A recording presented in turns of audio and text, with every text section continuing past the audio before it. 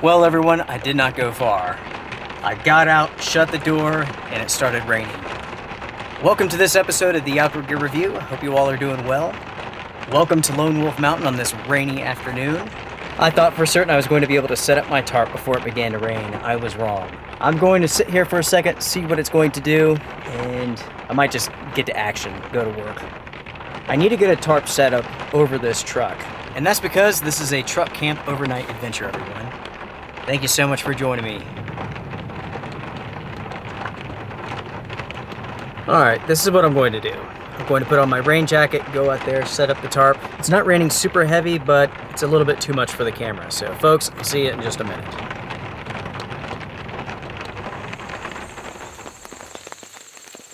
As you all can see, the tarp has been set up. It's still raining. It's very light right now, but still coming down. Luckily, setting up the tarp wasn't too bad. It was just a light rain.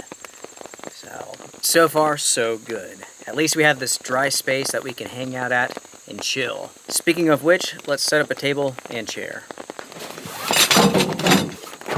For this trip, I have some new gear that I'm testing out, including this table.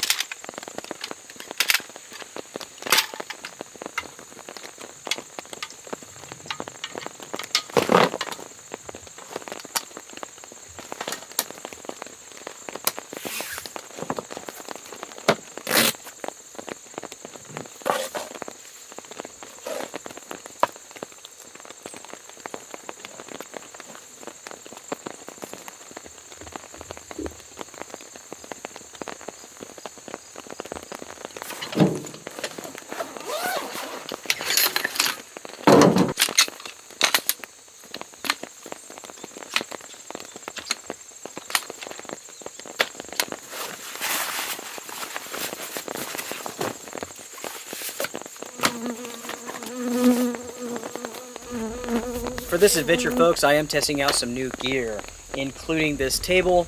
This is the One Tigris high back chair. I've used this before. I have videos on this. This is good.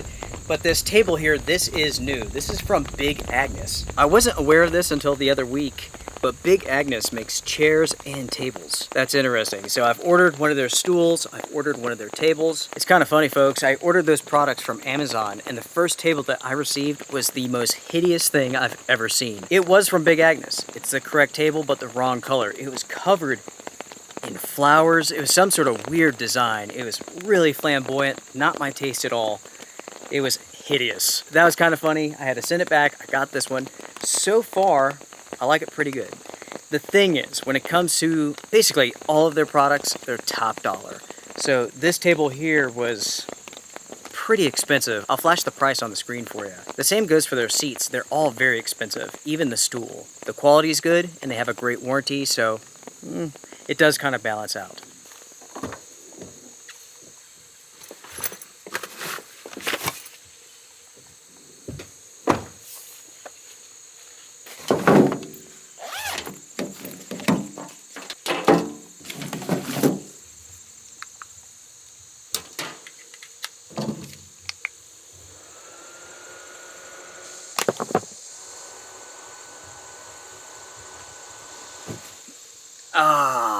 That feels so good. A little fan like this, a little USB fan, can make all the difference on those muggy days. It's really not hot, but it's so humid, so sticky. That makes a world of difference. And at the same time, this is pretty lightweight. I oftentimes take this with me on backpacking trips.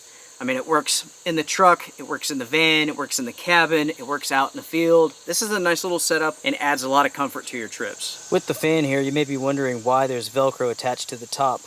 That's so that I can use that in the truck and I can attach it to the top of the cab there. And then I can angle it down on top of me. It's a great way of staying comfortable while I sleep. Talking about the conditions for a second, I do have my weather station with me. We might as well fire that up.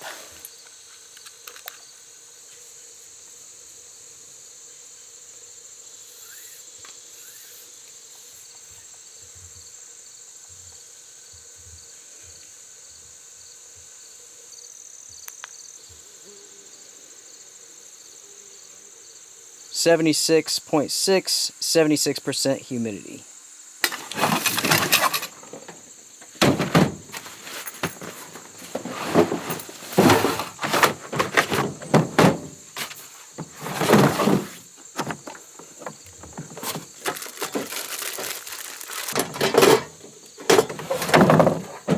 Another piece of gear that I'm testing out for this adventure is this 4-wind stove. This is a butane stove. There's many like this one, but this one's mine, I guess. Over the years, I've tested out quite a few of these, and I really like them. With this product here, this is one of the rare cases where the company actually sent me this product to review.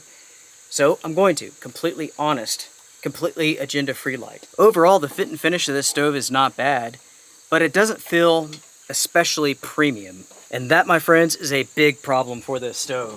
This stove costs $150 at the time of filming this episode on Amazon, and that is simply insane. This stove is not worth $150. You can buy a gas one stove very similar to this with more BTUs for about $40. $150 for the stove makes no sense at all. And already, I would not recommend it. Even if the performance of this stove is fantastic, it's out of this world, it's simply not worth this price. The simple truth is this, everyone. There's many of these butane stoves out on the market, and they're all very good, even the very inexpensive ones.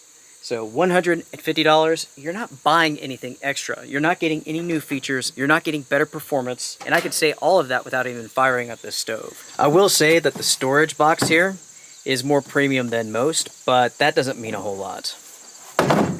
It's all about the stove. And I suppose that's one reason why companies don't send me products very often. I am brutally honest.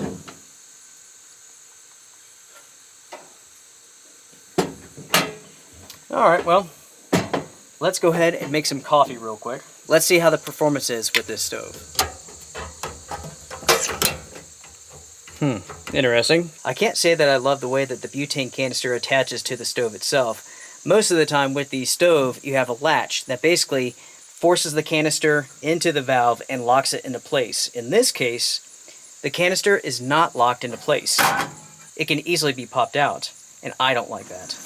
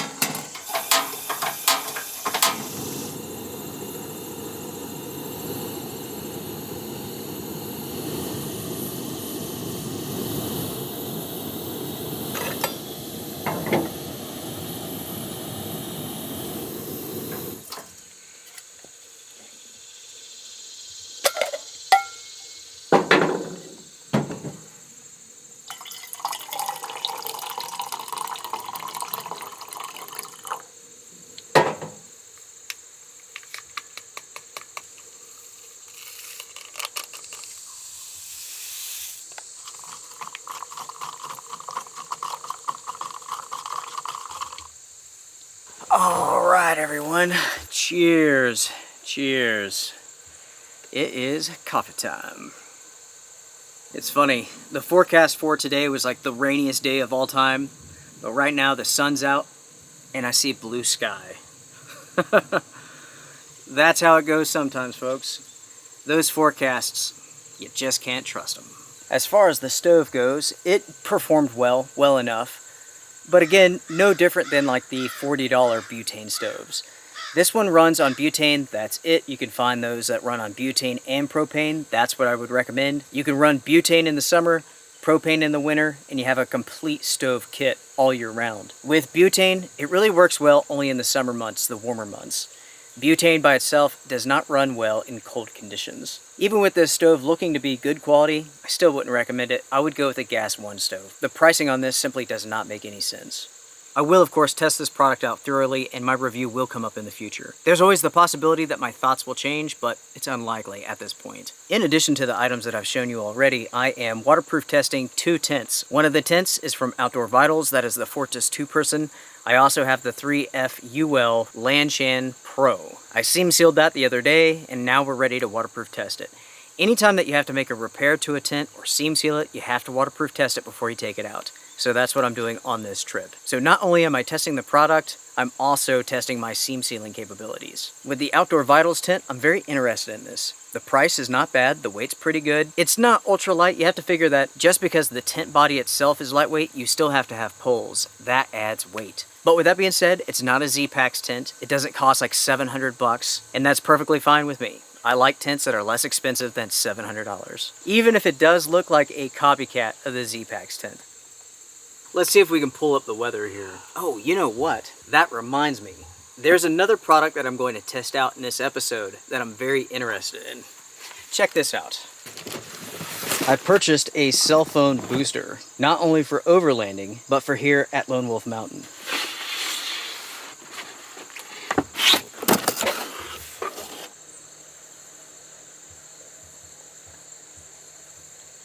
I'm very interested to see if this will improve our cell phone signal here at Lone Wolf Mountain. Especially in this section here, it's very poor. Oftentimes it's in roaming, even at the top. I'm not entirely sure why, but with Verizon, their service across the country has been like absolutely terrible and getting worse. And that's definitely the case here at Lone Wolf Mountain. Before, maybe 6 months ago, no issues, but now it barely works. Unfortunately, there's no other carriers in this area that cover this area.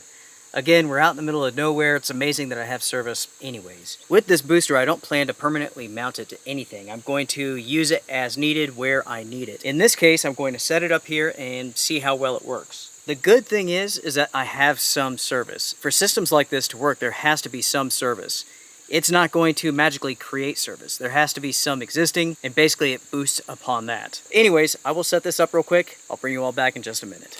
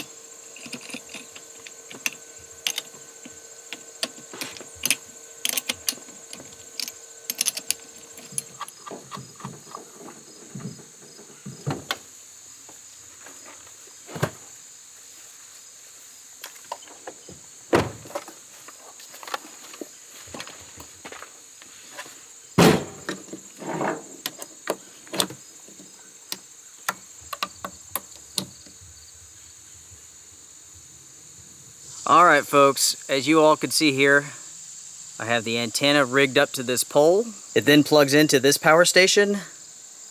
That's the inside antenna up here. We have the green light, which means it's working, and it shows 3 bars of 4G instead of 1. This is without a doubt very rigged up.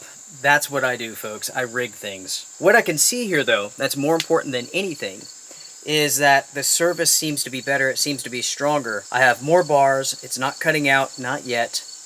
That's what I'm interested in. For myself, it's not about surfing the internet. I can care less about that when I'm in the outdoors. What I want to do is be able to receive messages and send them. That way I can stay in touch with Susie and so on. So we will see tonight how well this works. If it doesn't cut out any, then this was worth the money. Ultimately, we'll see what happens though. Cheers everyone, cheers. Back to having some more coffee. Let's go ahead and pull up the radar real quick. This is definitely going faster, I can tell you that. So there are showers and storms on the way. We'll see what happens. With this episode everyone, this is more of a testing ground. I'm testing out products. This is what I have to do basically to learn the ins and outs of these products. With the tents, I'm waterproof testing those. Hopefully I'm waterproof testing them. We'll see. It sure doesn't look like it's going to storm anytime soon. The sun's out, there's blue sky. I mentioned in the previous adventure that my back was hurting. After that long road trip, I was definitely feeling it. But I can tell you this, I'm getting better, it's healing up. I went through 3 full weeks of quite a bit of pain. Oh man, it feels so good to feel good, just to feel normal. For anyone who's a chronic pain sufferer, I feel for you. I know what that's like. But luckily, so far with my back pain, it is controllable. Just in case you didn't see the previous episode, to sum this up, when I was a freshman in high school, I broke my back in a car accident. So since that point in time, I've had back problems. I've experienced back pain, but most of the time it's manageable. After the cross-country trip of just like sitting there for so long, I was all out of whack. So for like 3 good weeks, just incredible pain. Just like feeling nauseous the entire time because I was in such pain. But luckily, that's gone. Everything's going back to how it should be. Going back to normal, I guess. So, cheers to normal, everyone. Cheers to normal. Talking about the Colorado trip, there is something that's somewhat funny and also irritating I wanted to talk to you all about. In the Colorado adventure, when I was off trail, I was doing some backpacking, I mentioned the importance of being able to navigate. The importance of being able to protect yourself, especially when you're doing that type of adventure. As the saying goes, when seconds count, help is only minutes away. In that case, help was hours away. So for that trip, again, I was in Colorado, off trail, hiking, exploring, and I made that comment about being able to protect yourself because you have to rely on yourself. I think I was actually talking about some bug spray at one point in time, so I had opened up my chest rig and I had shown my handgun just for a second. Didn't talk about the caliber, didn't talk about anything like that. When I was editing that adventure, I thought about cutting that part out where I showed the handgun. And that's because, from my experiences in the past, with my experiences with the firearm community, there's some individuals out there who know a little, but they have big egos. And I guess that's true with any sort of community, but it's really bad within the firearm community. You have those who are level-headed, who have some experience, some knowledge. Then you have the other side. And it's all about caliber, nothing else. Ultimately, I did receive some emails from that side of the firearm community that I just cannot stand. There were 2 individuals who contacted me through email. It was all about caliber. While they had no idea what I was carrying, anything short of a bazooka was unacceptable. Maybe you're familiar with what I'm talking about, maybe not, but it all boils down to the caliber wars. And this has been going on forever. It's these nonsensical, theoretical discussions about the stopping power of the different calibers and whatnot. It's a back and forth of which caliber is better. You have individuals trying to justify their purchases to others. I can't stand it. It is so awful. It's so ridiculous. You will see these arguments all over the internet, all over the forums, on YouTube, with firearm channels and so on. It's just non-stop. It's completely ridiculous. And it boils down to this. Those who argue about caliber size tend to be the least experienced with firearms. You have these individuals who argue stats instead of honing their own skills. Again, folks, the caliber argument means absolutely nothing. Anyone within the law enforcement space, anybody with some military training will tell you this. Knowing how to handle yourself, handle the situation, being able to control your excitement, your adrenaline, that's more important than the size of the gun. It's all about skill. It's not about caliber. Skill is the ultimate deciding factor, outside of just getting lucky. High caliber rounds mean absolutely nothing if you can't shoot straight. A skilled shooter with a .22 is going to be more effective than an inexperienced shooter who has a Desert Eagle. You could reach out to any firearm manufacturer, any manufacturer of ammo, and they will tell you the exact same thing. Anyways, everyone, I wanted to talk about that for a minute. I refuse to engage on those nonsensical caliber discussions. Save it for the forums. If you disagree with me, that's fine, that's on you.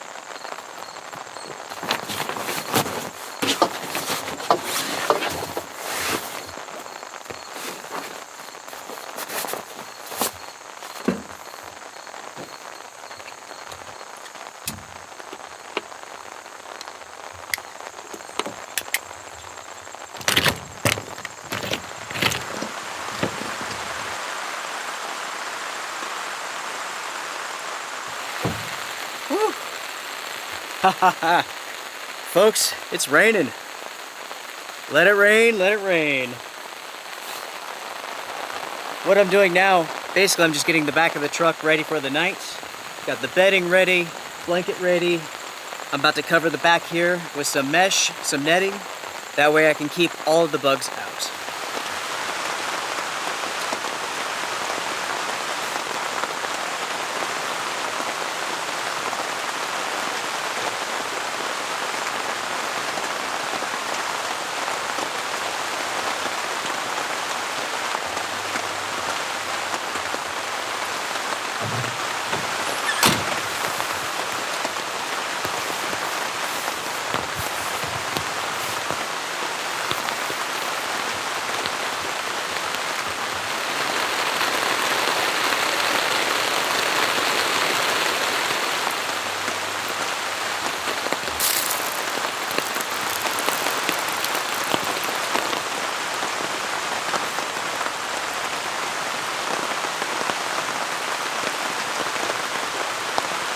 With the Outdoor Vitals tent, check out the sagging that's taking place with this material. That is substantial.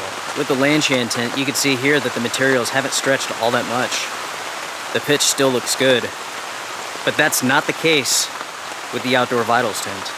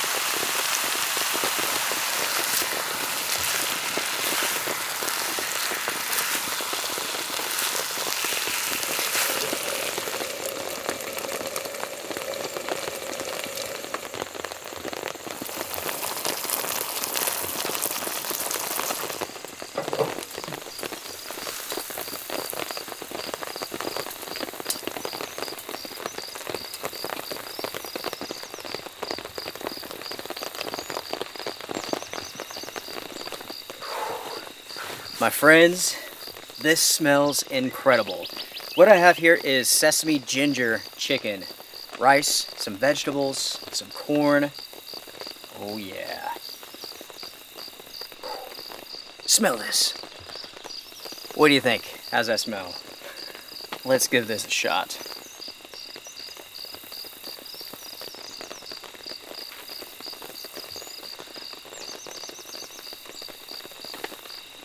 That is freaking awesome. As you all can hear, it's still raining out there. It's not heavy, but it's raining. Rain's rain, I guess.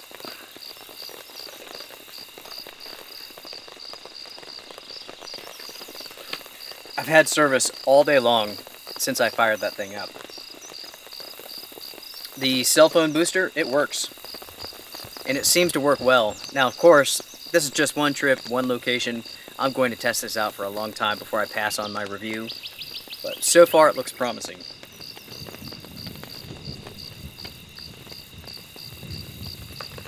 One really good thing about that product is that it's super simple to use. I didn't even read the instructions, I just hooked it up. I like the fact that I can use it with my truck, I can use it at the cabin, and I can use it anywhere else that I want to.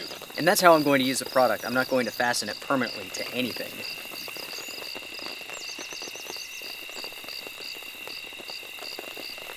I tell you what, everyone, I'm going to eat my dinner. I won't subject you to watching me eat. That's always my least favorite part when it comes to like an outdoor channel, the cooking and the eating. I get it. I'll bring you all back in just a little bit when I get the fire going.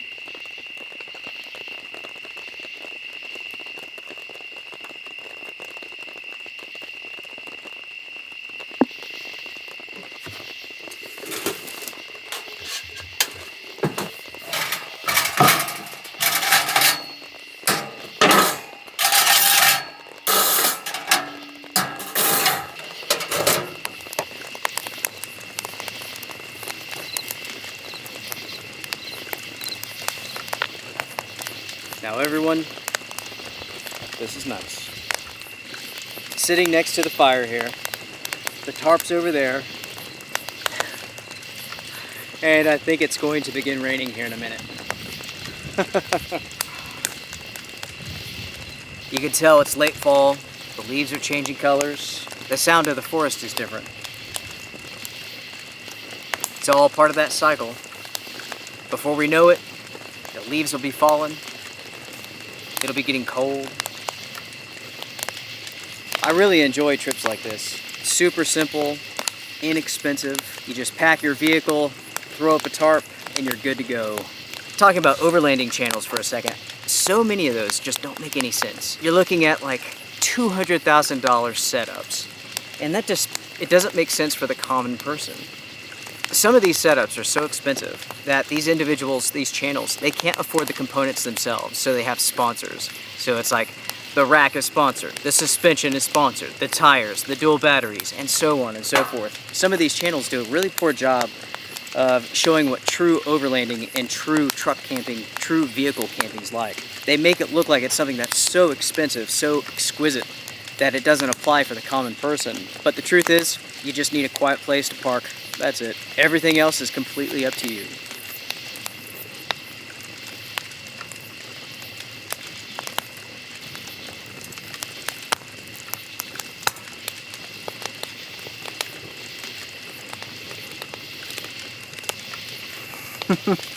I like this little stove here, this little portable fire pit. It's not the most sturdy thing out there, but hey, this is rather inexpensive and it does get the job done. And as you can see, it works well.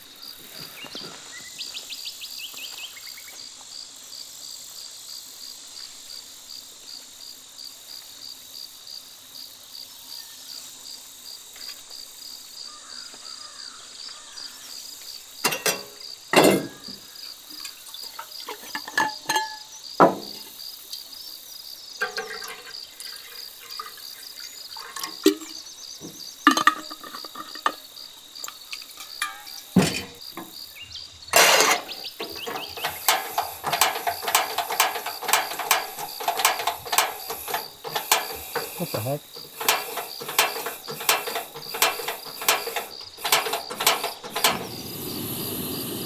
Finally got it going, everyone.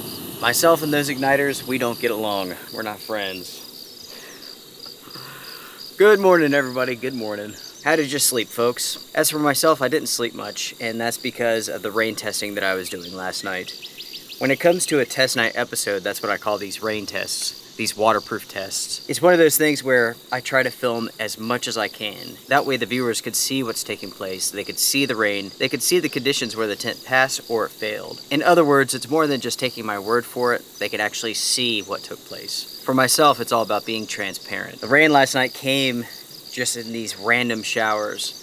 So like every hour and a half, it would rain. So I would doze, wake up, film, go back to bed, doze, wake up, film, repeat. At 6 o'clock this morning, I was so tired that I did not get up, but that's when it rained the hardest. It was absolutely coming down. So this ultimately was a good test for these tents.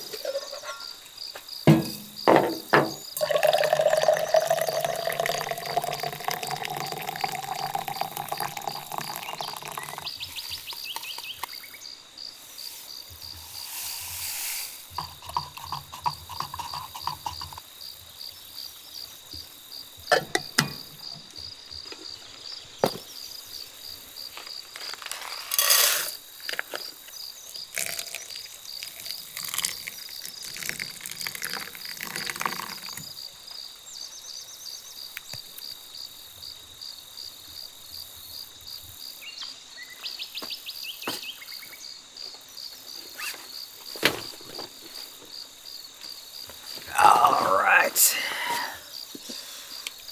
Good morning, everyone. Good morning. It is coffee time. Cheers, everyone. Cheers. I have to admit, I went lazy this morning. I was going to make cowboy coffee, but I decided just to go instant. Not enough sleep, not enough energy. I am tired after a very long night. It was a good night, though. And this morning, it feels really, really good. That cold front is coming through. So right now, my guess is maybe 65 degrees. It's nice. It's really nice. When it comes to my oatmeal, what I have here is plain Jane oatmeal, no sweetener, a little bit of peanut butter, a little bit of jelly. Oh yeah.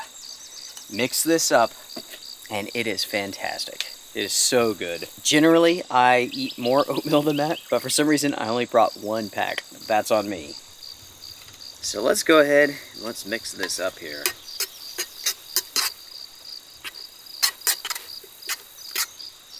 Breakfast time.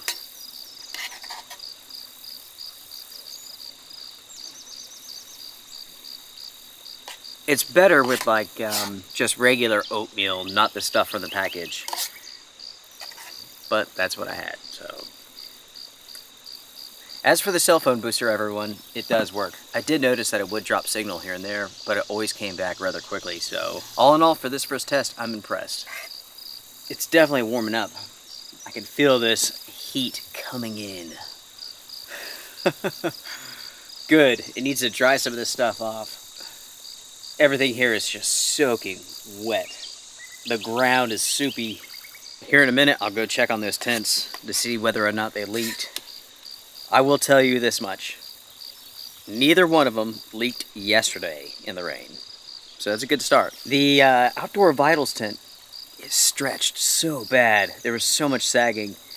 This morning there's some more sagging. It's not as bad. That is definitely something you need to keep in mind. It's not the biggest con in the entire world, but making constant adjustments, you have to consider it. While this is a lot less expensive than the Z-Packs tent, the Z-Packs tent does not stretch. Pros and cons, my friends, pros and cons. Ultimately, it boils down to this. What do you want to spend? What are you okay with?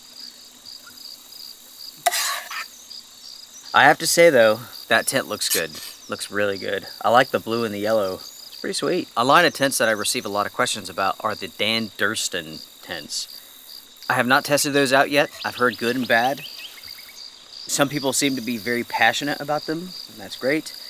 I remember a few years back, somebody had asked about this guy, Dan Durstan. I'm not familiar with him. So I was looking up his company, and I came across a forum. There was an owner from another company that makes tents, and they were saying that Dan Durstan had copied their designs. I don't know who's right and who's wrong. I personally haven't gone hands-on with those tents before.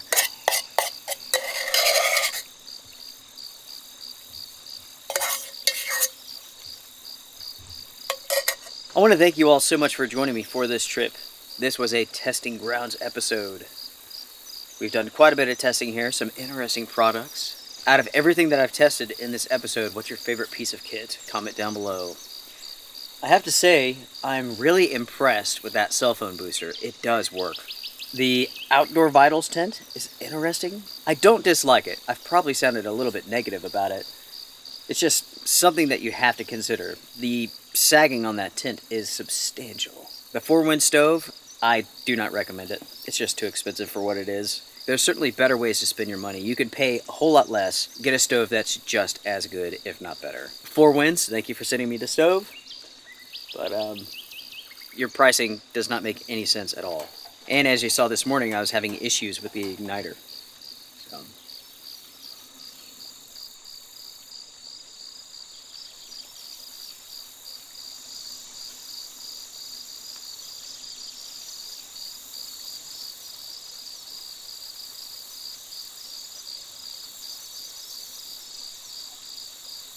Well, folks, I'm going to say goodbye. I need to pack everything up, finish filming the videos for these test nights. It's time to go home. Thank you so much for joining me for this trip, for this Testing Grounds episode. We've gone hands-on with some interesting gear. Some of it good, some of it not so great. It's been interesting. Comment down below, share your thoughts about this episode, about the products that I used. Make sure to hit the thumbs up before you go. It does help the channel. You can support the channel if you like. You can get yourself a sticker at the merch store if you want, a coffee cup. I will see you all next week in the forest with the next adventure. Take care, be well, strength and honor. We were such a constellation, right? No, you'd agree.